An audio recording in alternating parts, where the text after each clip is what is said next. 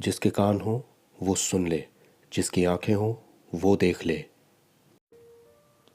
Hello friends, एक नया हफ्ता शुरू हुआ है। मुझे बेड छोड़ने का मन तो नहीं है, लेकिन मैं फिर भी बेड से उठूंगी।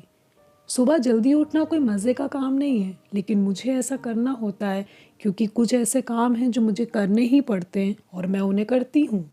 मैं उठकर वज़ू करती हूँ, तैयार होती हूँ और फिर अपनी सुबह की दुआ करने के लिए बैठ जाती हूँ क्योंकि मुझे दुआ करना बहुत अच्छा लगता है।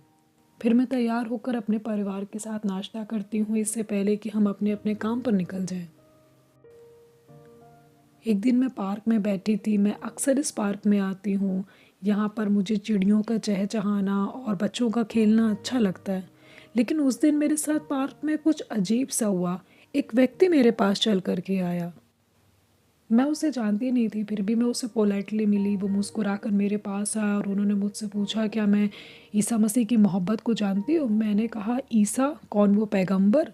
उन्होंने कहा, ईसा मरकर जी उठे हर ज़िंदगी को बचाने के लिए। मैं उनकी बात से सरप्राइज़ थी, लेकिन जाने के पहले उन्होंने मुझे एक छोटी सी इंजील भी दी और कहा कि आपको इसे पढ़ना चाहिए। मैंने पढ़ा इसे। मैं समझ नहीं पा रही हूँ कि क्या कहूँ। इस किताब में लिखी बातें बहुत ही अलग हैं। इसमें बताया है ईसा खुदा के बेटे हैं, लेकिन मुझे इससे पहले कुछ और ही बताया गया था। ईसा के द्वारा ही सिर्फ हम खुदा तक पहुंच सकते हैं। इसमें मिरेकल्स और बहुत सी बड़ी बातें भी लिखी हुई हैं, लेकिन जिस बात ने मेरा ध्यान सबसे ज़्यादा खींचा वो है इसकी टीचिंग्स।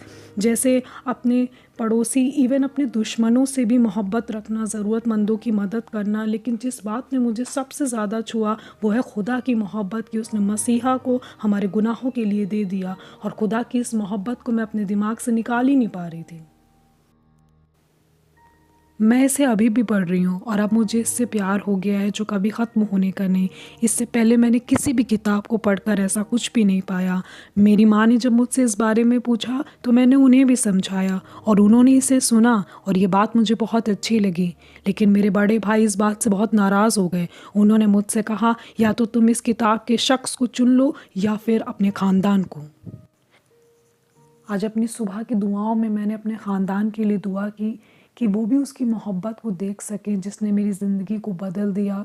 मैं अपने परिवार के साथ शुरू से हूँ और मैं उनसे बहुत मोहब्बत करती हूँ, लेकिन मैं उस मसीहा से भी मोहब्बत करती हूँ जिसने मेरी ज़िंदगी को बदल दिया है। और मैं चाहती हूँ कि मेरे परिवार के और लोग भी उस मोहब्बत को जानें।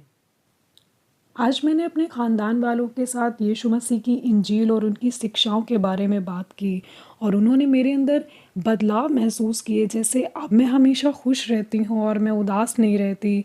मैंने ये खुशी यीशु मसीह की मोहब्बत में पाई है, क्योंकि यीशु मसीह की मोहब्बत किसी भी इंसान की मोहब्बत से बहुत बढ़कर है। और मैं चाहती हूँ कि मेरे ख़ानदान वाले भी इस खुशी को पाएँ। मैंने दुआ की है और मैं उम्मीद करती हूँ कि हम सब एक साथ मिलकर एक दिन उसी की राह पर चलेंगे।